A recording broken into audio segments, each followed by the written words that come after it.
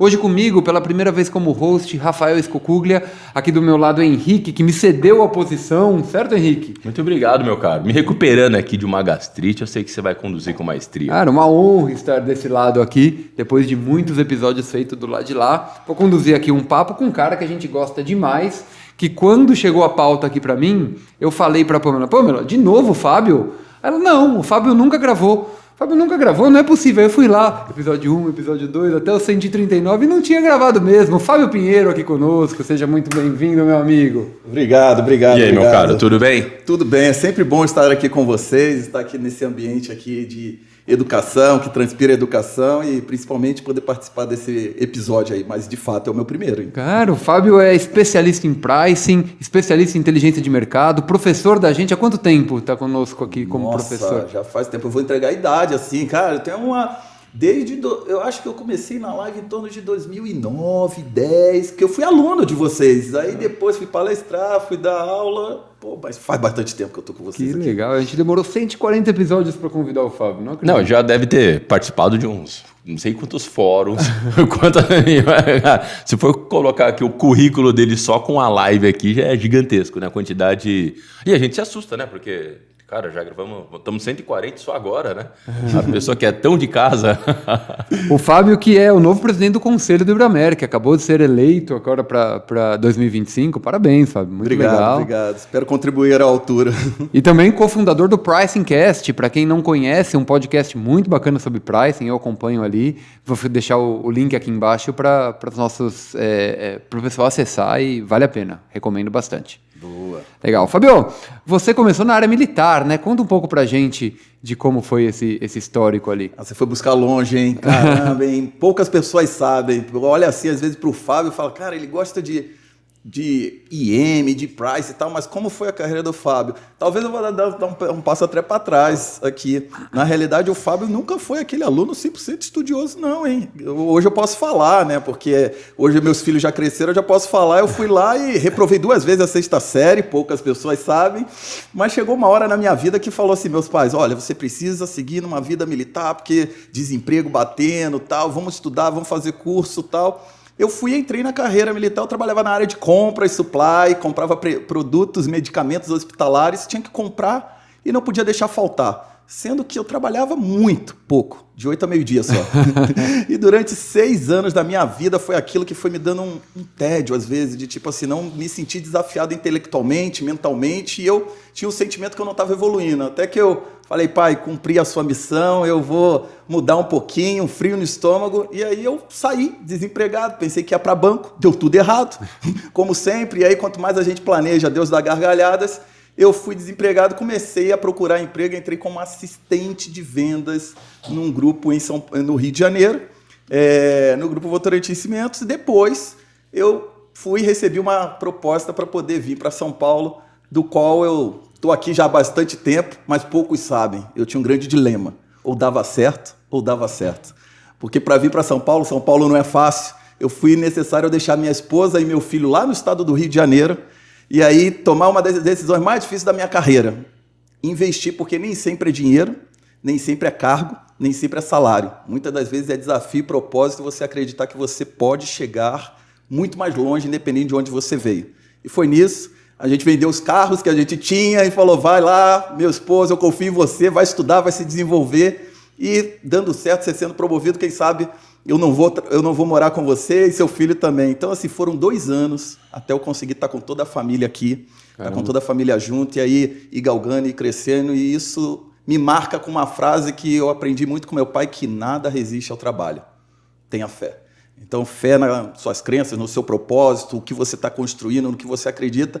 E aí foi a trajetória da minha carreira, que hoje eu trabalho com tudo isso aí que você falou, também me formei, fiz mestrado, fiz pesquisa na área de inteligência de mercado também, nível de maturidade de precificação de inteligência de mercado, adoro fazer benchmark, recebi um dos feedbacks mais difíceis da minha carreira ao longo disso, só vai se desenvolver tecnicamente também, academicamente, o como isso foi importante para a minha carreira, e conheci a live ao longo dessa trajetória, um belo dia batendo lá na porta da live ali, eu acho que eu fui a 2ª turma de inteligência de mercado da Live University, quando ela estava iniciando o seu primeiro prédio, especificamente, eu bati um dia lá e identifiquei o CNPJ e falei assim, aqui que é a live, eu queria começar o curso de vocês e desde então estou com vocês aqui e venho cada vez mais aprendendo e é um prazer e uma honra estar com vocês aqui. Que legal. Você lembra quem foi seu professor lá no Olha, curso? lembro. Olha, meu professor foi o Jeová, que ele dava aula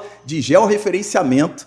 E na Goodyear, ele mostrando os mapas, eu falava assim, caramba, surreal, um dia eu vou fazer isso daqui, sobre roteirização, mapeamento. Foi depois o Robson Alberoni também, que aí ele falava sobre competição analítica. Esse livro eu amo até hoje. Foi a minha primeira aula depois, dando na Live University como professor substituto do Robson Alberoni, que o Richard foi e me convidou, vem cá, menino, preciso da sua ajuda aqui.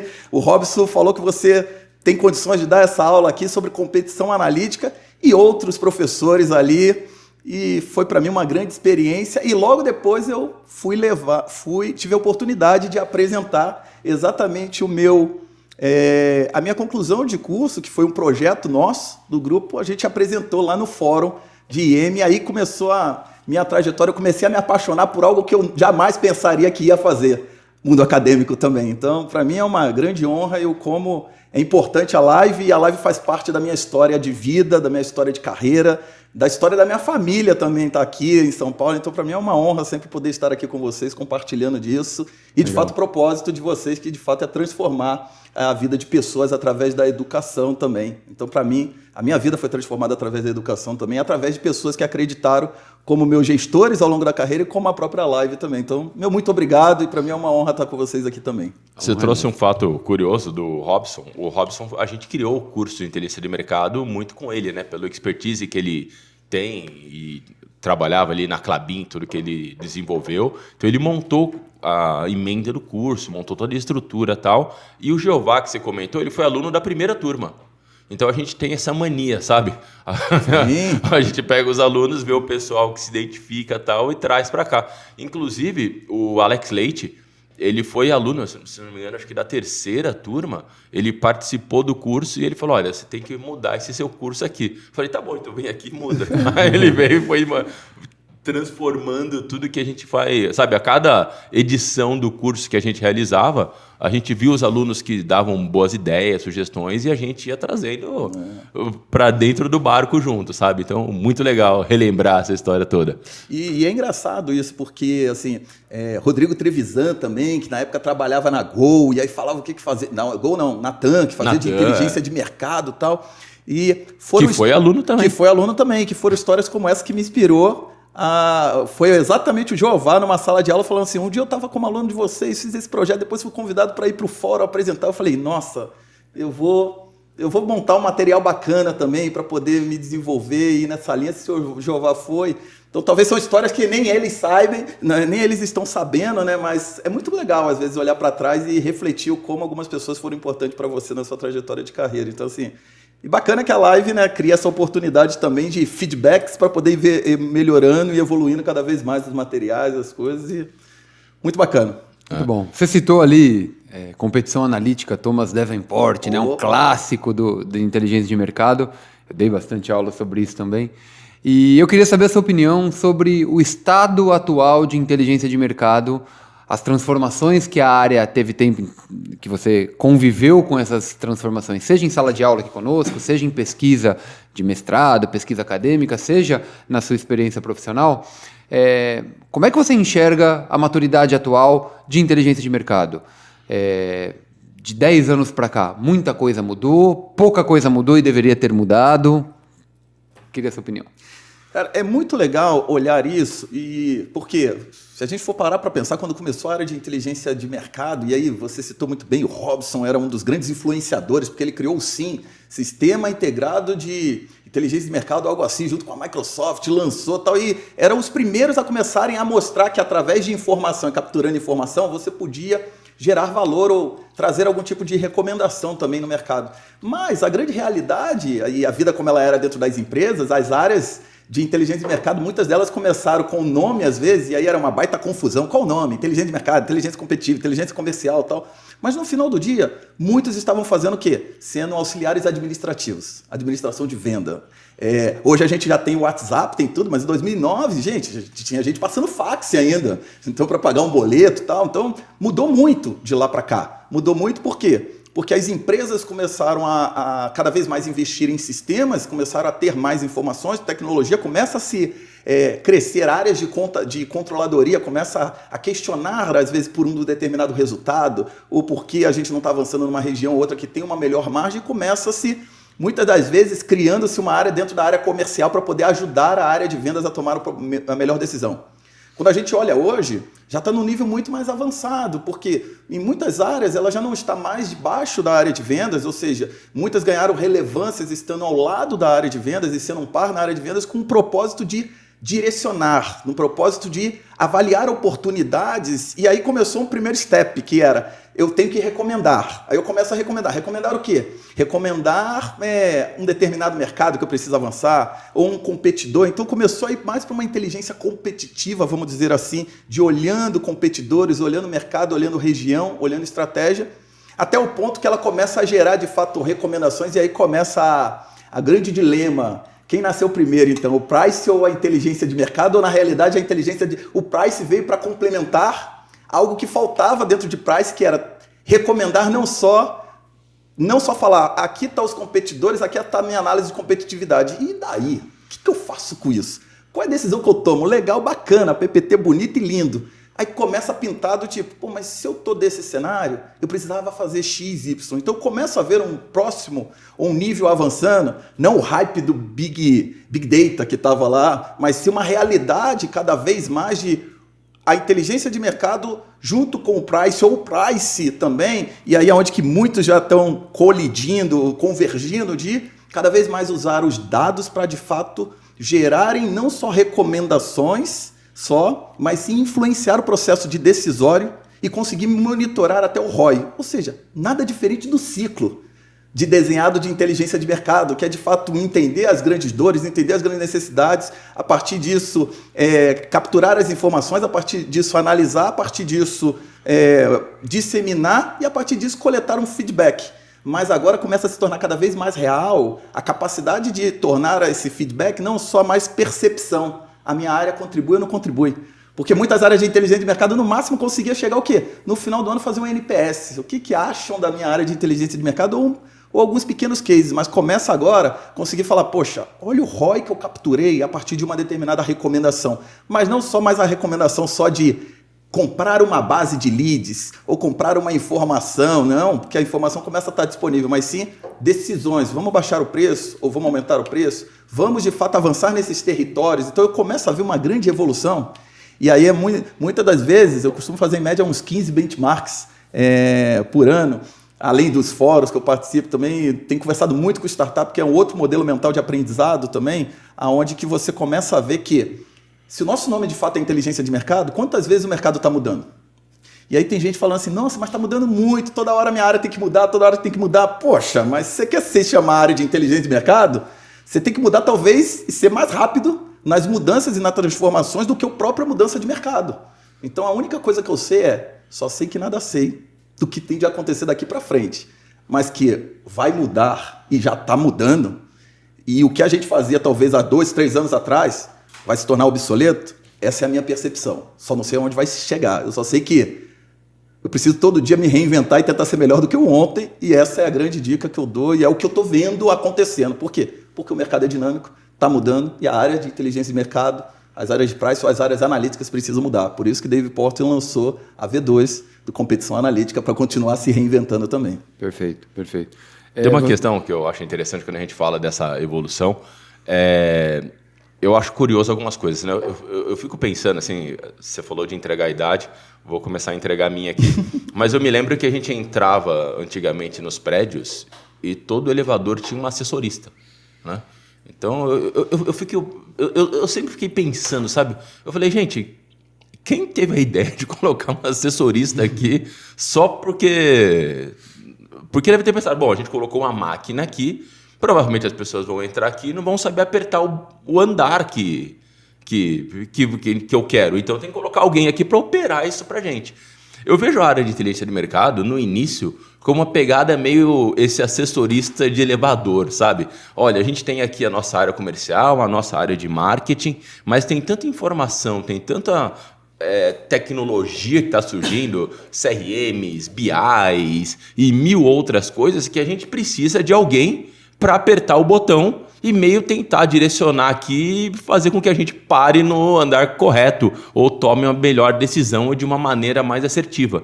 Então eu vi uma área de inteligência de mercado onde a tecnologia, que todo mundo manjava tudo de Excel, sabe? Todo mundo tinha que saber tudo ali de o que era um BI, o que era uma ferramenta e tal. O que eu percebo hoje é que muitas dessas tecnologias, as áreas comerciais, como você falou, o WhatsApp, né, não existia tal. Cara, ninguém vai ensinar hoje a usar um WhatsApp, né? Então essas tecnologias, de certa forma, acabaram se disseminando um pouco mais dentro das áreas. E a área de inteligência de mercado, olhando que o papel dela deve ser mais estratégico, evoluiu para um outro nível, olhando mais para pricing, mais para mercado, mais agora inteligência de mercado, IA, né, que é um dos termos, e mil outras tecnologias que estão surgindo e está exatamente à frente para liderar esse processo aqui junto com as outras áreas. Então é muito legal a gente ver essa evolução e como a história vai se repetindo de formas diferentes, né? Eu sinto que aconteceu muito isso e eu vejo muito isso nos eventos que a gente faz, sabe? Há 20 anos atrás a gente discutia se a área de inteligência de mercado fazia sentido ou não, sabe? Hoje em dia, poxa, o que a gente entrega de resultado, ninguém mais questiona isso, né? A questão é como entrega esse resultado, né? Exatamente isso. E é muito engraçado, porque é difícil da gente lembrar, porque hoje a gente vive no WhatsApp e diversas redes sociais, mas, porra, se parar para pensar em 2009, quando começou a ter boom, 2006, 2007, assim, gente, em 2000 talvez, ou um pouquinho mais para trás, ou talvez nossa geração aqui, a gente não estava aprendendo informática, não, no segundo grau, mais ou menos, a gente tinha cursos de datilografia. As pessoas estavam escrevendo em máquina. Então, assim, aí você começa... As pessoas que talvez tiveram esse tipo de formação, elas estavam liderando as empresas e começa em 2009 cada vez mais, ou 2005, 2006 para algumas empresas, começa a vir RP, começa a ter RPs mais estruturados, CRM mais estruturado, e é exatamente o que você falou. Começa a ter informação. E é tão interessante isso, porque a pessoa que mais se diferenciava na área de inteligência de mercado, mais ou menos nessa era quem era bom em Excel e Access. Cara, se falou que fez Access, já começa entregando a idade. Ele está se matriculando nas Olimpíadas de Excel. Tinha áreas que falavam assim, ia apresentar o Access que eu criei, é um sistema e tal. E aí começava a olhar e falava, poxa, esse cara é diferente, por quê? Porque as pessoas ficavam falando na mão. Uma vez eu fui conversar com o Rodrigo Trevisan, ele falou, eu não sou do SAP, para mim SAP é Sistema Avançado de Planilhas. Não, eu sou do SAS, Sistema Avançado de Sulfite, que tinha que fazer ali no papel. Então, é exatamente isso. E aí, cria-se uma área, tipo assim, bota uns meninos, umas meninas lá, ou uma garotada que sabe mexer aí nessas novas ferramentas que a Microsoft está lançando aí, que tinha limitação de 65 mil linhas o Excel. Eu lembro. O e-mail tinha aqui limitação de 5 gigas, 5 megas, então você tinha que ser bom e resolver o seu problema com 65 mil linhas e capaz o suficiente de otimizar o Excel para poder transmitir no e-mail que só passava 5 megas. Aí hoje começa a se falar de otimizações ou em reengenharia, engenharia. Já tinha uma galerinha talvez tentando fazer engenharia para tentar resolver ou ajudar as empresas a tomar decisão no seu processo decisório. Então, assim, se olhar nessa ótica, são ciclos de mudanças que a tecnologia cada vez mais vem provocando e a área tem que se adaptar e tem que responder a isso cada vez mais rápido. E o pricing nessa história? Porque você citou ali no meio esse paralelo entre pricing e inteligência de mercado. E o nosso fórum de inteligência de mercado, que é um fórum muito tradicional, tem mais de uma década de fórum, de 5 anos, de 4 anos para cá, mais ou menos, não sei exatamente, mas a gente sentiu a necessidade de fazer um dia só para pricing. Porque a questão preço, a questão revenue, começou a ser tão relevante que a gente tem que separar porque essa temática está ganhando um destaque maior. E o tempo foi passando, a gente viu cada vez mais empresas separando IM de pricing, criando as suas áreas específicas para precificação, porque parece que de uma hora para outra despertou-se de uma forma geral para o ganho que a precificação pode ter, que é a precificação dinâmica, que é uma precificação estudada e melhor controlada, melhor especializada, pode trazer para o negócio.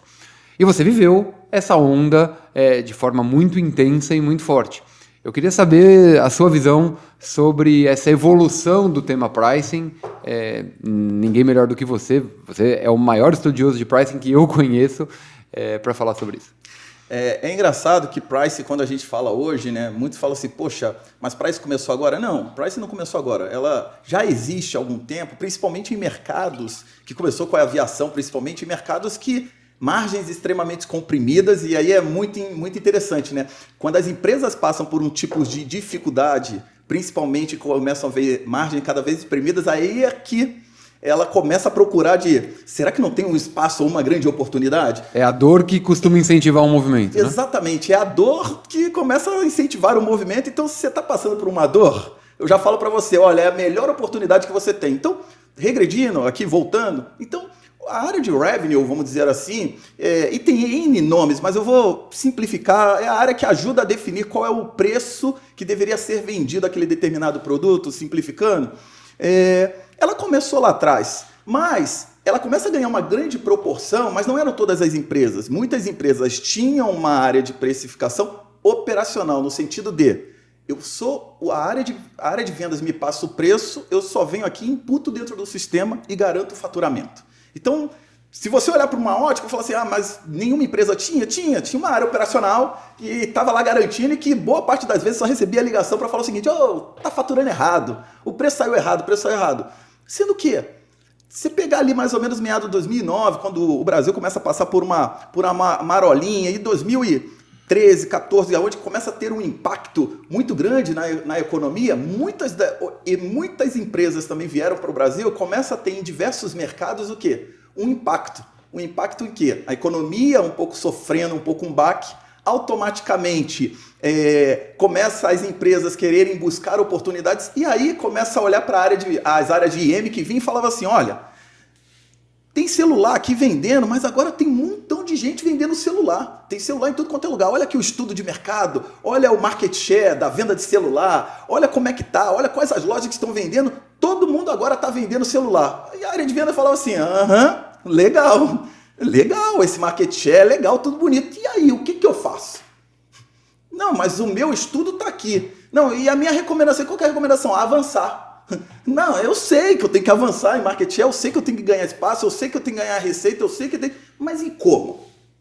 E aí é onde que começa a falar assim, o como ou eu vou tentar fazer coisas, vamos dizer assim, simplificando, coisas cada vez de marketing, ou cada vez investimento em marca, no produto ou no serviço, que aumente uma percepção de valor do meu cliente, uma disposição a pagar, ou eu vou ter que ter coragem de falar assim, na boa, o cliente está falando que os celulares são tudo parecidos. E a gente está tentando precificar 20%, 30% a mais. Se a gente não tiver coragem de reduzir esse preço para se tornar competitivo, a gente vai sumir. E eu posso fazer aqui uma análise de regressão que eu vou mostrar. Então, aí que começa a surgir, talvez algumas pessoas começando a olhar algumas oportunidades, olhar dispersões de preço, e começa a se surgir uma área não mais responsável por apenas garantir o preço certo dentro do sistema, mas sim ajudar no processo decisório do preço certo. E aí começa a falar que eu costumo brincar que todo mundo é o dono do preço. Mas na realidade, quem define o preço é o cliente no aspecto igualzinho em bolsa de valores. Quem define o preço que vai acontecer amanhã? Depende. É o mercado. É a disposição a pagar do mercado. Então, a área começa de inteligência de mercado e fala, poxa, mas eu tenho dados de cliente, eu tenho dados de mercado. Alguém veio e falou para mim, poxa, reduz 30%, mas eu estou olhando aqui que clientes que eu já estava fazendo 20%, está vendendo. Talvez eu não precise reduzir 30%. Então aqui tem uma oportunidade de otimização. Igualzinho a aviação começa a fazer. Em aviação lá atrás fala, poxa, mas não é porque eu sou a segunda marca ou o segundo player que eu preciso sempre estar 10% mais barato. Mas se eu estou com o voo todo lotado, por que eu não tentar criar faixas para tentar otimizar e vender um pouco mais caro? Então começa a se criar uma curva teórica em momento da abertura do voo até o dia da saída do voo, uma curva teórica de como é a ocupação, e eu começo a tentar precificar ao longo dessa jornada. Então, cada uma das empresas começam a criar os seus próprios modelos para poder entender essa necessidade. E aí, aonde que muitos de inteligência de mercado viram essa grande onda se formando de oportunidade e começaram a engatar e entrar nessa onda, e muitos falaram assim, não, eu não vou entrar nessa onda, eu vou ficar recomendando só, e aí começa a se surgir áreas novas, que muitas das vezes são pessoas que, quando você vai olhar na raiz da essência, vieram ou de IM, ou vieram de vendas, mas que tinham um perfil um pouco mais analítico, ou vieram de uma controladoria. E aí começa a se criar. Então esta é a minha visão de price, e claro, eu estou aqui tentando simplificar ao máximo para tentar colocar todo mundo conseguir se achar, mas tem as suas particularidades, mas a minha visão holística de como se conecta, eu costumo falar que o que foi inteligência de mercado? Foi a primeira onda de uma área se formando capaz de influenciar o processo decisório. Com viés analítico. Com viés analítico. Na sua essência, né? No seu DNA. Exatamente, analisando dados, tratando dados, melhorando os dados. Então, começando a minerar mais dados. Uma segunda onda se formando, que é a onda de quê? É a evolução de uma IM cada vez mais sendo relevante, sendo capaz de influenciar o processo decisório através do preço. E agora surge uma terceira onda. Que é? Tecnologia IA. Perfeito. E aí a pergunta é, vai ser uma área ou vai ser apenas uma ferramenta para potencializar áreas que já são expert em entender a informação e com um grau de relacionamento com a área de vendas, a área de marketing, entender que é mais uma ferramenta para você ganhar velocidade e se diferenciar no mercado. Futurologia aqui, na sua opinião... Futurologia. Mas na sua opinião, qual... Na minha opinião é uma grande onda onde que a pessoa ou a área que tiver a coragem de pegar a prancha e entrar no momento certo, é quem vai se diferenciar. Por quê? Qual é o momento certo? É aquela área que começa a mostrar o ROI. Porque no final do dia, o que eu costumo falar às vezes em palestra ou em alguma coisa, existe 3 grandes movimentos, ou seja, 3 grandes jornadas. É uma jornada do profissional que olha tudo isso e fala o seguinte, cara, eu quero aprender, eu quero fazer. É a sua jornada, beleza, você pode querer aprender e futucar tudo. Tem a jornada de quem está vendendo a tecnologia. Na realidade eu preciso vender, então eu preciso mais gente querendo comprar. Se no final do dia vai gerar valor ou não, qual é a sua necessidade, eu quero te vender o produto para poder te ajudar, mas nem sempre você sabe. E tem uma outra que é a jornada de 99,9% das empresas que não vendem tecnologia. Não é ter tecnologia por tecnologia, é ter tecnologia ou investir em tecnologia num meio para acelerar a minha captura de oportunidade, ou seja, ROI. E aí é onde que vai causar e está causando frustrações em muita gente. Porque o profissional que entender que para com essa modinha de querer pegar tudo e ficar lá na empresa, não, mas vocês têm que investir. Não, começa a ter uma cabeça de startup, que é não sair investindo à toa. É porque qual é a dor? Como é que eu capturo uma oportunidade? Como é que eu capturo essa oportunidade e uso tecnologia para ganhar velocidade? Simples. E vou aprender isso para capturar. E para mim, as áreas que mais têm oportunidade agora e que deveriam absorver, que eu já estou vendo esse movimento acontecendo, de fato são as áreas de inteligência de mercado e as áreas de precificação. Então é isso que eu começo a ver, porque só ter tecnologia por ter.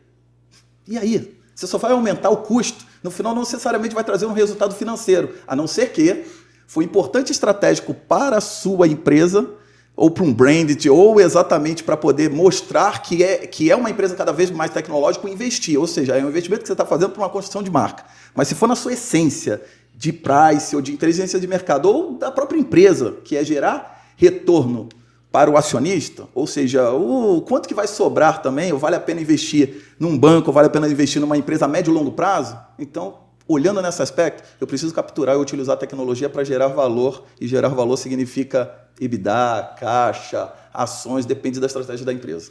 Sabe o que eu acho, Fábio?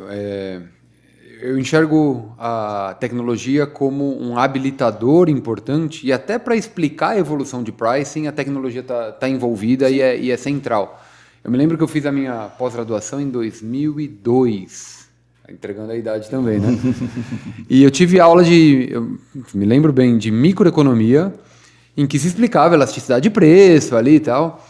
Só que era uma abordagem extremamente teórica. E quando eu indagava o professor, legal, professor, como é que eu faço isso na prática? Como é que eu sei, aqui tem um produto que eu vendo, como é que eu sei se meu produto é elástico e inelástico, quais são os índices ali e tal? Ele falou, não, aí tem que coletar dados, mas é difícil, porque a gente não tem dado da ponta, etc. Porque, na verdade, não existia naquela época e-commerce, que você captura dados ali online, não existia um varejo integrado com informações como é hoje para você capturar essas informações, e não existia ferramenta que conseguia processar tudo isso mesmo se existisse o dado. Falando de 2002, 20 anos atrás? 20 alguma coisa. Alguma coisa anos atrás. Conforme a evolução da tecnologia, Big Data, tecnologicamente a gente tem capacidade de processar muito mais, evoluiu, naturalmente a gente conseguiu colocar em prática muitas daquelas coisas que na teoria estava muito bem fundamentada, mas eu não conseguia chegar no nível de SKU. Concorda? Concordo. Eu acho que a onda de IA é mais ou menos a mesma coisa. Ela vai viabilizar uma série de questões que a gente gostaria de fazer e não consegue por uma limitação tecnológica que não vai existir mais quando as IAs forem cada vez mais desenvolvidas na velocidade que estão sendo, né? E eu concordo com isso. E é importante eu só fazer um comentário aqui, um leque. Eu estou falando sobre inteligência de mercado e price, mas não é que eu acho que a parte de inteligência artificial vai ficar só com essas áreas. Na realidade, a minha visão, e aí eu vou ser mais disruptivo ainda, é que isso ao médio e longo prazo vai virar commodity. Ponto. Minha percepção, é futurologia pura. Por quê? Porque é igualzinho em tecnologia, vai estar embarcado já dentro do seu computador, vai estar embarcado já dentro do seu celular. Hoje o meu Samsung aqui, se eu ligar aqui, não estou fazendo merchandising de ninguém, não ganhei nem dinheiro da Samsung aqui, mas se eu ligar aqui, ele vai gravar, depois vai fazer um resumo para mim da minha conversa e vai me dar uma sugestão de como postar isso em algum lugar. Ou seja, eu não pedi, eu não comprei, já veio. Então no final do dia, isso daqui a pouco vai estar embarcado em todas as outras áreas também. Algumas coisas você vai precisar comprar um pouco mais para conseguir fazer alguma coisa a mais, como também já era num Office, como já era numa Microsoft ou em outras empresas. Então, quando eu falo nesse aspecto de inteligência artificial, eu estou falando exatamente nessa sua linha também de, assim, é mais uma mudança tecnológica, da mesma forma que a gente passou lá atrás, aí o e-mail começa a aumentar e você fala, agora eu posso fazer outros dashboards diferentes, porque agora dá para poder enviar. Aí daqui a pouco cria-se um SharePoint, agora eu não preciso mandar no e-mail, então eu vou mandar um link no SharePoint. Então como eu uso a tecnologia ao meu favor para poder ganhar velocidade e acelerar nessa captura. Então assim, mas é claro, quem tiver maior flexibilidade ou querer aprender, ganha-se uma velocidade brutal. Porque, poxa, eu costumo brincar quando a pessoa fala para mim de ChatGPT, essas coisas, eu falei, você já criou o seu? A pessoa, criar o meu? Como assim? Você não criou o seu, cara? Assim, você está 1000 anos de luzes atrás. Tipo assim, clica no botão aqui em cima, ou usa o de alguém criado, mas como assim usa de alguém? Não é só clicar lá e usar o meu? Eu falei, usar o que está lá? Eu falei, cara, futuca, toda hora está mudando. Então, assim, é muito rápido e todo mundo achava que era o ChatGPT, agora já está criando outros aí que podem substituir. Qual que vai ser o do futuro? Eu não sei, eu só sei de uma coisa. Se a gente de fato não querer se adaptar para poder aprender algo novo e de fato utilizar isso ao favor de gerar resultados relevantes dentro da companhia, não vai valer a pena de nada essa jornada. Só vai perder tempo e causar frustração na vida de muita gente, de ficar só querendo testar ou querer pressionar as empresas ou organizações de investe milhões de dinheiro num data lake. Pô, e depois se torna o quê? Um pântano. Porque, pô, e aí todo mundo, não, vem, paga armazenamento aqui porque é baratinho. Mas precificação, gente, o armazenamento é o mais barato. O mais caro é você consumir depois aquilo. Ou seja, quanto mais dados você põe, é igualzinho um carro. Quanto mais bagagem você põe, você vai precisar do quê? De um carro 4.0 para poder subir a ladeira, então você vai pagar o quê? Maior tipo de processamento. Então, como é que entende como funciona o jogo? Sempre tem alguém querendo vender, sempre tem alguém querendo consumir, sempre tem alguém querendo otimizar o custo. E como é que eu busco essa equação para eu, como profissional, se tornar competitivo em meio a esse ecossistema que é de venda, compra e otimizações também de custo? Não sei se eu ajudei ou atrapalhei a vida de muita gente aí pensando, mas tem uma grande oportunidade aí, é a única coisa que eu vejo. Você trouxe uma questão interessante. Você falou tem uma grande oportunidade e quando você trouxe pricing, uma coisa que eu percebo em pricing é que, independente do momento em que a empresa vive, ou que a empresa está, ou do mercado que ela está, sempre que eu olhar para pricing, tem oportunidade.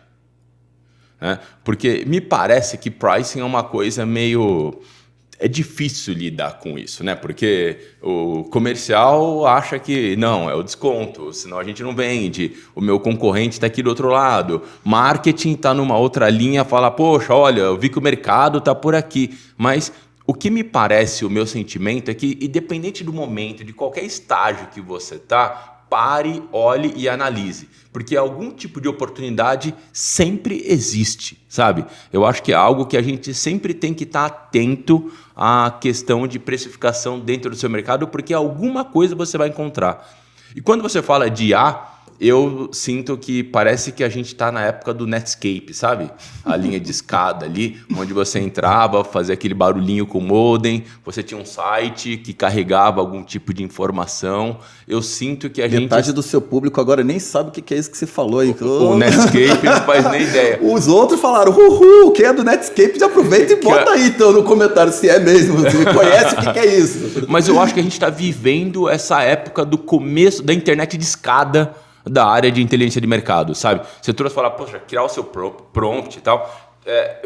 Eu vejo que muita gente ainda está com uma cabeça de usar um IA, um GPT da vida, achando que é um concorrente do Google, sabe? Achando que você vai pegar e digitar ali qual a capital do lugar, tá a informação ali no meio. Na verdade, a gente vai se readaptar e vai estar integrado de fato com tudo que a gente usa, né? Hoje a gente tira uma foto, você falou do celular, ele já automaticamente processa, já melhora a iluminação, já melhora o vídeo, você consegue trocar o fundo, você cria qualquer coisas inimagináveis, mas a galera ainda está na época da linha de escada do IA, sabe? Nós temos um caminho gigantesco que ainda vai mudar e a gente vai se adaptar e isso vai estar integrado, e eu concordo totalmente com você, tá? Isso vai estar no DNA e toda a área vai usar e todo mundo vai ter que estar adaptado para isso. Quem não tiver adaptado, ou você vai começar a perder mercado nas áreas mais competitivas, nas áreas mais estratégicas, né? Porque as grandes empresas acabam tendo dinheiro, investimento, com a possibilidade de tecnologia e vai querer esses executivos que são capazes de operar melhor essas soluções, você vai acabar encontrando posições de empresas que não estão ainda utilizando tanto. A questão é que o mercado vai ficar para você cada vez menor, né? Então você vai ter que se adaptar, né? Então eu vejo que a gente está vivendo muito desse momento. Não sei se você concorda, mas é mais ou menos essa minha visão futurológica aqui dos dois. Eu concordo em gênero, número e grau, e é interessante porque durante o meu estudo profundo da pesquisa de mestrado, eu fiz conversas mais ou menos com umas 30 pessoas, porque a minha pesquisa foi mista, então eu entrevistei pessoas para poder entender e também coletei as informações. E é interessante porque nesse estágio de 5 níveis de maturidade de precificação, uma coisa que mais me chamou a atenção era o seguinte: quando você começava a olhar os níveis avançados de análises que as empresas estavam fazendo, todo mundo queria fazer esse nível avançado de análise. Aí você ia para um outro viés de tentar entender qual era o nível de maturidade do seu próprio banco de dados. Aí você olhava e falava, era horrível, não tinha integração. As pessoas falavam assim, não tem integração ainda, os dados não se conversam, estão em sistemas, em ecossistemas diferentes que não necessariamente eles se conectam. E aí quando você ia olhar, você começa a consolidar, você começa a fazer a seguinte pergunta: quem está no nível extremamente avançado, quais são os KPIs, ou quais são os elementos que lhe permitiram chegar lá de fato, vamos dizer assim, fazendo ciência de precificação, de entendendo oportunidades acima de oportunidade, porque tem muita oportunidade.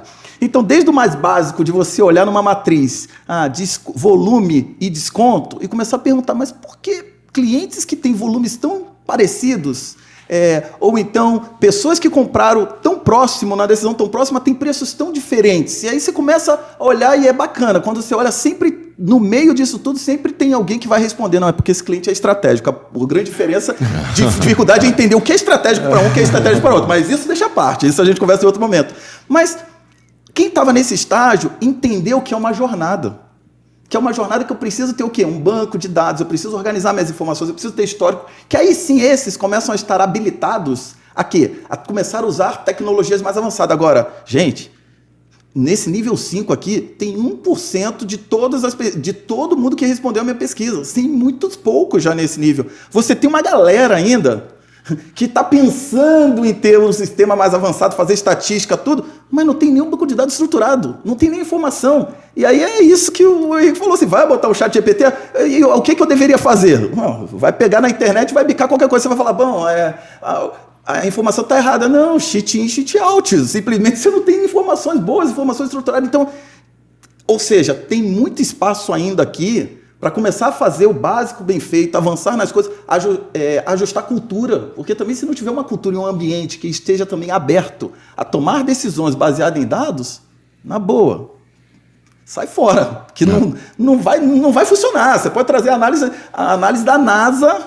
a projeção da NASA, porque no final do dia alguém vai falar assim, mas eu acredito que o vento vai bater para o leste. Não, mas vai bater para o leste. Então, assim, não adianta também você tentar criar uma infraestrutura para isso se não tiver uma cultura e um grande patrocinador que defenda as áreas. Então, por isso que eu falo assim, às vezes fala sobre IEM, sobre IA, o Price, eu acho que é mais ou menos assim, esquece o nome. São áreas que utilizam dados para um processo decisório. Boa parte das áreas, se você se encaixa aqui, é um pouco dessa jornada também que você vai ter que pensar em passar. Existe uma cultura aberta à tomada de decisão com base em dados? Eu começo a ter informações e começo a dar passos, começando a mostrar que a área é relevante, para depois começar a usar tecnologias, coisas mais avançadas. Então, assim, eu só sei que sempre vai ter a dispersão e a cauda longa. Você que é estatístico sabe mais do que ninguém, sempre vai existir talvez uma dispersão e uma cauda longa e uma evolução natural ao longo do caminho. Na sua pesquisa, você lembra a estimativa que tem percentual de empresas pesquisadas em cada uma das faixas de maturidade? Vou tentar lembrar aqui exato, mas no final do dia são 4 níveis e eu agrupei eles em que eu chamei de veteranos e também os calouros. Então, no final do dia, eu tenho mais ou menos em torno de uns 20% sendo veterano, e entenda que veterano está no nível de maturidade 4 e 5. Tá. E eu tenho, claro, eu tenho os calouros quase entre 1, 2 e 3. Mas, assim, é importante fazer um disclaimer aqui, que eu estou falando que é uma foto das empresas que têm áreas de precificação de médio e grande porte. É claro, tem muitas que não tem nada, ou seja, as áreas que tem, elas já estão nesse nível. E existem várias oportunidades de gaps. E o maior gap é exatamente no quadrante que a gente está falando sobre infraestrutura, sobre organização de dados, sobre essa parte mais fundação. E que se a área de IEM também não traz para si, tipo, eu que vou tentar buscar ter isso, vai esperar só da área de TI? Não dá, tem que ser um parceiro e caminhar junto. Quer dizer, então, uma grande parte das empresas que não tem ainda área de pricing estabelecida, e das que tem, ainda tem mais amadores do que veteranos. Tem. É esse o estágio que a gente está de maturidade. Se você ainda não se convenceu disso, da relevância de pricing, eu me lembro, acho que foi um bate-papo com você mesmo, Fábio, não me lembro, você me corrige se não foi contigo, mas que me deu um exemplo que não tem como considerar relevante a função precificação. Preço, em geral, é margem na veia, né? Na última linha direto. Então, por exemplo, vamos supor que você tem uma organização que trabalha com 1% de margem no fim do dia. Então, você cobra de preço 100 dinheiros. Só que se eventualmente tiver oportunidade de mercado, tiver espaço para você cobrar 101, então se você tinha 100, 1% de margem, dá um dinheiro, certo? Se você cobrar 101 porque havia essa oportunidade, você estudou, e se eu cobrar 101 eu não vou perder mercado, eu vou conseguir vender a mesma quantidade, o 1 lá no final se transforma em 2. Então você teve, com um aumento de 1% no preço, que cabia, dobrou o lucro final para 2. Então é muito poderoso e é muito lamentável quem ainda não despertou para a necessidade ou para o ganho que pode ter essa visão com muito mais cuidado do que a maioria das empresas tem, com certeza, para a questão de preço. O quanto de oportunidade que tem ali pingando, está pipocando na sua frente e você não está aproveitando ainda. E olha como eu vou provar de uma maneira bem simplória como tem conexão price com a inteligência de mercado. Suponhamos que aqui tem duas barraquinhas de cachorro-quente. 2 barraquinhas de cachorro-quente. Todo dia, essas 2 barraquinhas de cachorro-quente, cada uma vende 10 cachorro-quentes a R$10. Sendo que, ou seja, todo mundo está ganhando dinheiro. Sendo que uma barraquinha de cachorro-quente começa a falar o seguinte, olha, eu quero vender mais. Agora eu quero vender 30 cachorro-quentes. Mas no final do dia, tem mercado para vender 30 cachorro-quentes? Não, naquele dia, talvez choveu, caiu um vendaval, caiu um temporal. Ela quer vender 30 cachorro-quentes. Aí ela baixa o preço, baixa preço. Chega uma hora que ela está vendendo a R$5 gritando, promoção, cupom para tudo quanto é lado, compre de mim e tal. E quanto que ela vendeu? Talvez ela vendeu no máximo 10 de novo. Por quê? Porque o mercado mudou, choveu, caiu tempestade, caiu vendaval, o mercado encolheu. E aí, porque ela está na ânsia de querer vender e não entendendo o que está acontecendo com o mercado, ela acaba o quê? Entrando numa espiral da morte e destruindo o próprio negócio dela. E aí, quando ela chega no final do dia, ela fala o seguinte, caramba, eu vendi 10 cachorro-quente, mas eu ganhei muito menos agora. E eu não tenho nem dinheiro para pagar o meu custo. Nossa, olha o que eu fiz. E aí a ficha cai. É por isso que é interessante. Quando você olha, às vezes, você fala assim, caramba, antigamente tinha tanta gente lançando cupom, cashback para tudo quanto é lado, agora diminuiu tudo um pouco.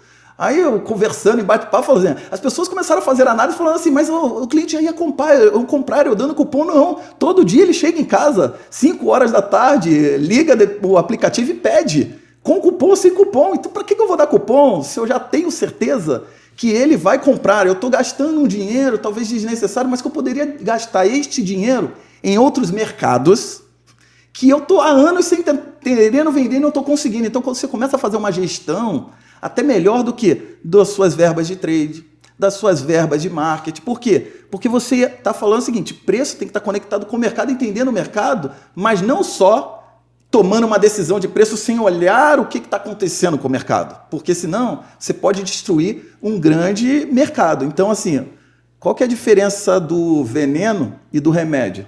É apenas a dose. Nesse exemplo que eu dei, a dose foi demais porque não entendeu o movimento de mercado que estava acontecendo e destruiu o negócio de cachorro-quente, porque naquele dia aquela pessoa não tinha dinheiro, precisou tirar do seu caixa para poder complementar e pagar talvez os seus custos. E aí é que fala, precificação, se não está conectado com o mercado, entendendo as mudanças de mercado, vai quebrar a carrocinha de cachorro-quente, que a intenção era boa, vender mais. Mas no final, ninguém estava pensando que o mercado estava mudando e que nem sempre dá para poder fazer tudo que você imagina de vendas também. Então, não necessariamente o preço, baixar preço, significa que vai trazer mais resultado. E não necessariamente ficar com o preço alto, significa que vai trazer mais resultado. E é aí que entra o estado da arte, da ciência, da oportunidade de precificação, que se conecta com a inteligência de mercado. Quer dizer, se você tem uma barraquinha e não está monitorando, não tem um modelo de preço, tem lá R$10 fixo, isso é uma coisa. Agora, o avançado é você ter um modelo de preço que considere clima, que considere diversas variáveis que impactam a sua demanda e adapta o preço retirando o máximo de valor para cada oportunidade. Isso serve para qualquer business, qualquer negócio. Ou você vai fazer um funilzinho e falar o seguinte, tá bom, quantos compraram de mim? Eu estou olhando ali a concorrência, quantos compraram da concorrência? Ó, hoje, entre comprou de mim e comprou lá que eu estou monitorando, eu sei que comprou na média talvez 20, então o mercado está de 20. Então assim, talvez não precisa ser um modelo sofisticado, mas como é que eu crio algumas coisas que começam a ter um parâmetro de falar, será que é a melhor decisão mesmo? É igualzinho aqui se a live fala o seguinte, olha, vou baixar o preço para vender 10 mil cursos de precificação em um mês. Será que tem 10 mil profissionais de precificação para fazer o curso da live em um mês? Poxa, talvez não. Exato. Então, eu vou tomar uma decisão errada, a intenção era boa, mas a dose foi demais, e não vai nem bater nenhum nem outro. Aí você fica no final do quê? No nem. Nem bate a meta de volume, nem bate a meta de margem da empresa. E quando você olha, você fala, o resultado foi pior.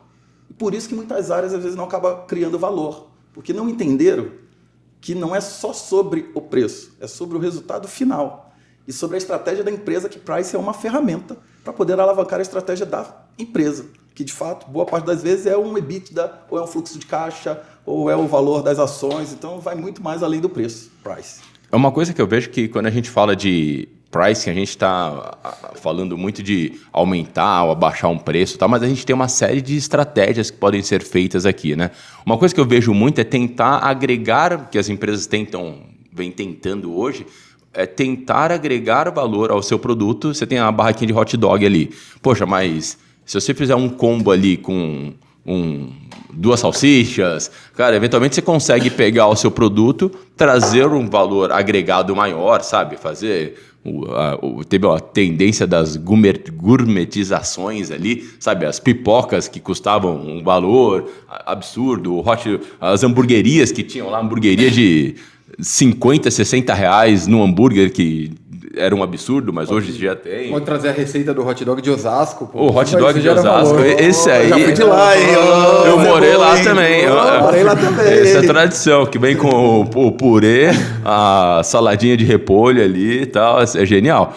Mas você vê que, de fato, você consegue criar valor ao seu produto, trazer uma margem, se posicionar diferente, olhando ali para o que aquele mercado faz e não ir na mesma onda, sabe? Eu acho que uma das coisas que eu olho muito na live e tento trazer muito como uma premissa nossa é evitar ao máximo ficar olhando pro meu concorrente, pro meu vizinho e só pro meu mercado, sabe? E tentar olhar mercados totalmente diferentes, mercados totalmente que foram para linhas e encontraram soluções fora do que a gente está acostumado. Eu vejo muitos eventos, né, que a gente faz e às vezes as pessoas vão nos nossos eventos, aí é uma pessoa da indústria automotiva, por exemplo, aí chega lá no evento, depois... Cara, participou de tudo, sei lá, viu 4, 5, 6 palestras, aí colocam uma crítica no evento. Eu não vi nenhum exemplo da indústria automotiva, sabe?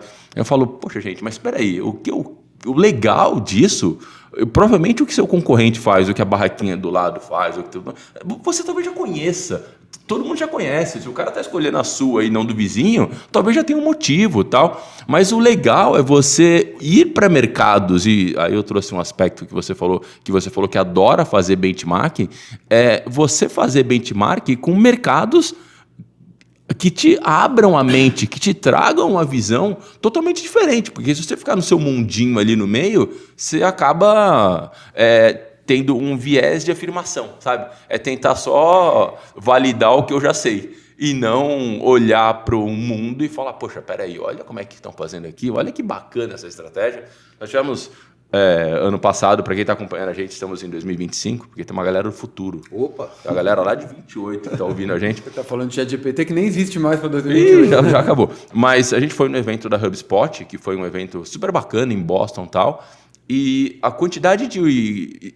ações, iniciativas que nós vimos no evento, que não é na área do que a gente faz, não é no mesmo mercado, mas era, sabe, abriu a nossa mente. Nossa, olha que legal que eles fizeram aqui, olha como eles fizeram aqui de outro jeito, olha a credencial, como é que coloca o relacionamento e tal. Então, em mercados totalmente distintos, a gente abre a nossa mente, onde a tendência eventualmente é falar, cara, deixa eu ver quem são os concorrentes, o que eles estão fazendo. Esses eu já sei, sabe? Ou, cara, talvez não seja aí, sabe? Abrir a mente mesmo para buscar e beber em fontes não que saiam ali do seu redor, sabe? Isso é uma coisa que eu acho que pouca gente faz e a nossa tendência é tentar buscar aquela afirmação e validar o que eu já sei, sabe? Eu concordo em gênero, número e grau, porque no final do dia, e até... Uma das coisas que eu também escrevi na época da dissertação do mestrado, quando eu já estava falando sobre precificação com base no competidor, é o seguinte: se precificar com base no seu competidor ou seguir o comportamento do seu competidor, significa que até o erro dele você vai cometer o mesmo. Então você deixa de olhar oportunidades. E isso é muito bacana, porque se você for olhar para um outro aspecto, e aqui, embora talvez quem está nos escutando está pensando price, de novo, eu não estou falando de price apenas, eu estou querendo tentar dar um zoom e falar o seguinte: são áreas analíticas ou a sua empresa trabalha no processo decisório ou toma decisões com base em dados? Pense mais amplo. Poxa, se sim, no final do dia o cliente está mudando, a experiência está mudando. Hoje, qual que é o bem maior ou o maior valor precioso, talvez, para nós, quando a gente está num ambiente de trabalho, mas a gente está pensando no nosso tempo de 24 horas. Eu preciso dormir, eu preciso trabalhar, eu preciso fazer tudo isso. Poxa, mas parece que não sobra tempo. Então, o tempo é um recurso mega escasso. Então, se você parar para pensar nisso, cada ser humano ele vai gastar, ou ele tem uma capacidade de gastar X%, porque tudo na vida é percentual, X% durante o mês. Que ele pode gastar um pedaço sobre educação, ele pode gastar um pedaço sobre educação e um pedaço em roupas. Poxa, então, se ele está disposto todo mês gastar um percentual em educação, um percentual em roupas, será que o meu business ou o meu negócio não tem uma oportunidade de capturar essa receita ou essa receita que ele vai gastar todo mês? É engraçado, porque quando você começa a parar nessa ótica, você começa a ver modelos de negócio ou coisas a mais que você pode agregar ao seu produto, ao seu serviço, para poder gerar valor e mudar a discussão de preço e custo. Só para a gente parar para pensar, uma coisa simples, celular. Boa parte das pessoas que vão comprar celular e que querem ficar com o celular muito tempo, no mínimo, quando você pensa trocar em celular, o que ser duas coisas você vai ter que fazer? Botar uma capinha e botar uma proteção.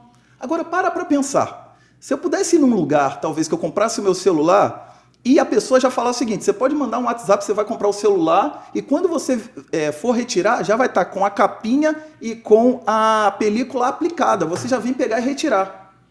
O preço já está embutido lá e pelo serviço vai custar X. Eu estaria muito mais disposto a pagar mais caro do que comprar separado pela economia de tempo que eu teria. Eu ia pagar meu carro em um único lugar. E às vezes a gente começa a olhar para um modelo tradicional e aí eu volto no gancho que você falou. Se eu fico olhando, estou chutando aqui, qualquer tipo de empresa, empresa varejo, estou olhando para o varejinho A, estou olhando para o varejinho B, eu fico numa competição de tentar copiar o que ele faz. Mas se eu começar a olhar para o cliente, ou seja, o foco do cliente, pensar na experiência dele, eu começo a falar o seguinte, será que eu não tenho sinergias que eu posso criar ou parcerias que eu posso criar, que eu já entrego um valor diferente? Se você olhar, foi o que a aviação começou a fazer. Foi o que o Cinemark começou a fazer. Poxa, calma aí, todo mundo que vem no cinema vai comprar pipoca. Então não existe cinema sem pipoca. Pô, mas antes era uma fila gigante para você comprar pipoca. Você fala, vou desistir, no meio do caminho eu entrava com o McDonald's. Será que eu não posso facilitar a compra da pipoca já comprando pelo app, já tirando? Aí tem lá uma fila que você fala, vem por aqui, você tira aqui. Mas, gente, cá para nós... Eu já conversei com gente do Cinemark, não posso revelar totalmente os números, mas faça a conta. Quanto que deve custar o milho da pipoca, a pipoca para fazer versus o ticket que ele tem que pagar? Qual que dá mais margem? Agora, em torno de 70% das pessoas que compram o ticket compram uma pipoca. E quanto de dinheiro tem na mesa? Então perceba, como é que eu olho para o modelo de Nubank, negócio? né? Que agora com operadora de celular junto, sabe? Como que você vai imaginar uma operadora de cartão de crédito, um banco oferecendo um plano de celular junto, embutido, mas faz total sentido. Qual que é a margem que isso traz, sabe? Aí eu vou pensar de maneira simples. Eu me lembro que lá no Rio de Janeiro, na minha época, assim, de faculdade, escola, tal, dinheiro curtinho, limitado, tinha uma barraquinha que vendia um churrasquinho, assim. Eu acho que os gatos que estavam desaparecendo lá, porque estava barato demais, tal. Então vendia um churrasquinho, assim, brincadeiras à parte, tá, gente? Mas tinha um churrasquinho, assim, que vendia, porque isso chamava churrasquinho de gato, que era o nome lá do churrasquinho de bairro. Poxa, abriu na rua de trás, abriu uma nova, sendo que ela tinha um churrasquinho, mas ela também colocava uma porção de arroz, também colocava uma farofa e colocava ali um molhinho. Cara, aonde que a boa parte dos estudantes começaram a ir? Na outra. Porque começou a agregar valor, porque entendeu que o estudante está ali, já saiu do trabalho, foi para a faculdade à noite, o cara está ali querendo comer o churrasquinho e matar uma fome, porque ele talvez não vai fazer comida quando chegar em casa. Então, assim, como é que eu olho para o negócio? E talvez olhe uma oportunidade que quanto que custou para fazer um arroz, para fazer uma farofa? Era quase o dobro do preço. Mas você acabava pagando, então aí começava a lotar, que era o outro churrasquinho chamado Sangue Bom. Até, pô, é engraçado porque isso marcava, e hoje eu começo a pensar, falo o seguinte, cara, não é só os modelos tradicionais, é como eu posso aproveitar oportunidades e olhar a disposição do cliente a pagar, a experiência end-to-end, e que começa a mudar. Então, a loja de varejo, ela vai continuar fazendo o trabalho que ela fez até hoje? Não. Mas talvez ela vai desaparecer? Também não, talvez. Mas talvez ela complementar uma experiência, porque eu, na minha jornada, eu vou pesquisar o celular. Mas antes de comprar, eu vou querer ir numa loja. Vou querer tocar no celular, vou querer sentir o peso do celular, vou querer ver o celular. E talvez, se eu quiser levar na hora, talvez eu vou querer até pagar mais caro, só pelo fato de estar ali e levar. Mas talvez não, talvez só pelo fato de eu experimentar. E aí talvez vou preencher alguma coisa ali que vai me dar um desconto, que vai conseguir triangular e ver que eu comprei na loja, eu comprei no e-commerce depois que eu fui na loja. Então a loja começa a ter um papel também de experiência também. Então as coisas estão mudando, o mercado está mudando. E quando você começa a entender a jornada do cliente ponta a ponta, você começa a olhar para aquilo e pensar o seguinte, aonde estão os balões de oportunidade de grana? Quais são as oportunidades de sinergia do negócio para criar coisas complementares ou parcerias estratégicas que permita tirar o máximo de valor? E aí você começa a ver isso, está acontecendo em tudo quanto é lugar. Se você for para o mercado de quem compra lead, antigamente as pessoas faziam uma campanha, comprava lead no Google. Eu sei porque a minha esposa, arquiteta, também comprou muito, ou comprava a palavra lá. Começa a aumentar o custo da palavra, você fala, calma aí, esse negócio está caro. Como é que eu vou fazer coisas diferentes para ter um CAC mais barato, uma custo de aquisição de clientes mais barato? Como é que eu vou medir o LTV desse cliente, o tempo da jornada dele que ele me traz de resultado? E ao mesmo tempo você fala o seguinte, poxa, mas se eu estou comprando lead, fiz um evento, compro lead, como é que eu não vou pegar esse lead e vou jogar fora? Será que eu não posso reaproveitar ele para vender outras coisas depois, reaproveitar? Então se você começa a olhar e fala assim, putz, eu vou ficar copiando o concorrente?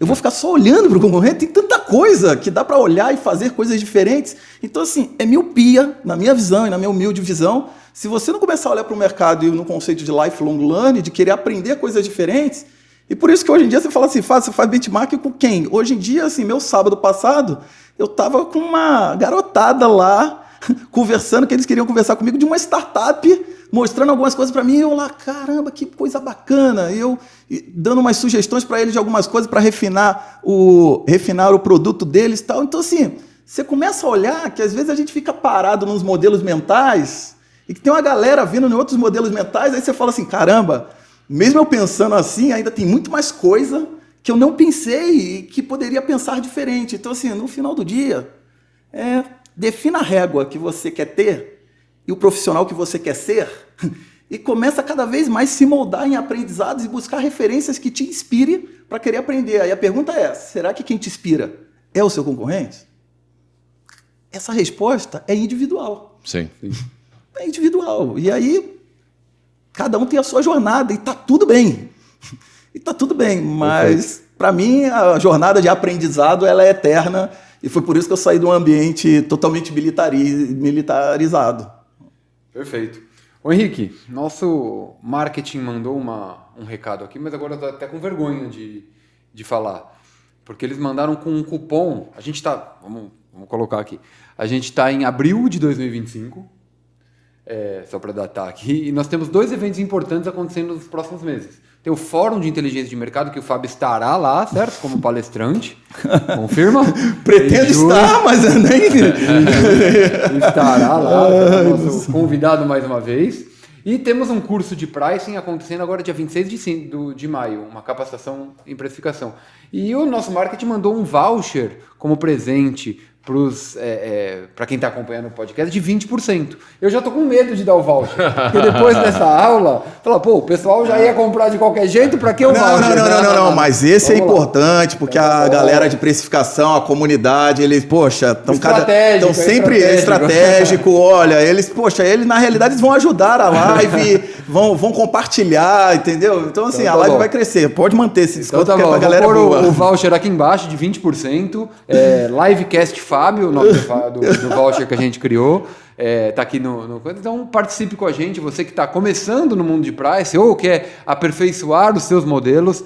Nossa capacitação sou fã dela, eu acho que quem a gente já formou traz resultados maravilhosos, acho que vale a pena, né, Fábio? Vale muito a pena. Eu tive a oportunidade de ajudar a construir uma emenda também, a construir algumas coisas também. Então, assim, mas claro, teve contribuição de diversas pessoas e cada vez mais está melhorando. Então, eu recomendo, gente. Pode vir. Inclusive, a galera pode acompanhar no Pricing Cast lá, o Fábio, o podcast dedicado muito à precificação, fala sobre isso também. Quem acompanhar lá vai ter desconto também, né, Esco?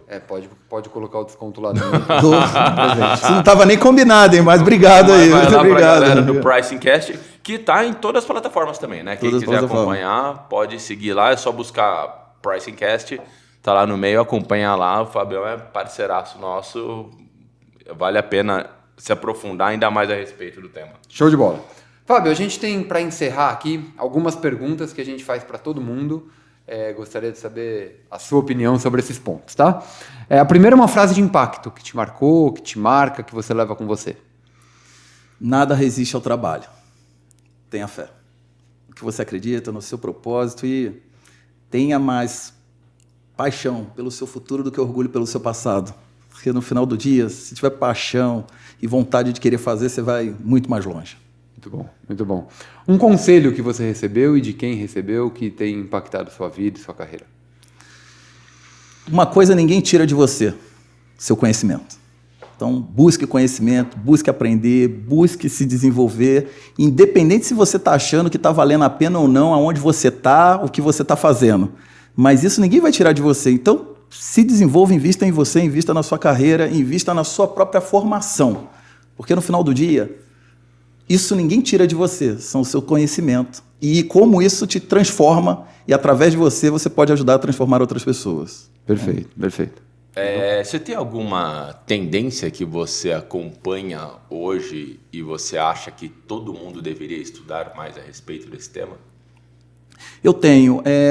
Sobre essa questão de inteligência artificial voltada para... É que tem tanto nome que toda hora alguém vai criando, então eu prefiro falar agentes, os agentes autônomos. Porque assim... AIs, né? Agentes de AI. Porque no final do dia... Isso é uma coisa que, ao meu ver, a médio e longo prazo, isso tende a ajudar muito as empresas. Não estou falando que ela vai se substituir o humano, não é nada sobre isso. Eu estou falando que um humano, junto com isso, ele pode ganhar muito mais velocidade na sua preparação. Mas olhe isso como não algo de TI. Mas olhe isso como algo de tipo, deixa eu ver. Será que é tão complexo? Será que está tão distante? Que talvez as pessoas vão olhar assim... Para algumas coisas está tão distante, mas para outras que você faz hoje está tão próximo e tão perto e já é real. Não é do amanhã. Talvez o do amanhã é fazer algo que você está pensando em mexer no seu RPA e tal, mas para o hoje tem muitas coisas. Hoje eu tenho um agente meu em grupos de WhatsApp que ele faz resumo de tudo e depois me manda o resumo. Eu não preciso ficar lendo tudo que está acontecendo em todos os grupos de WhatsApp. Olha quanto que otimizou.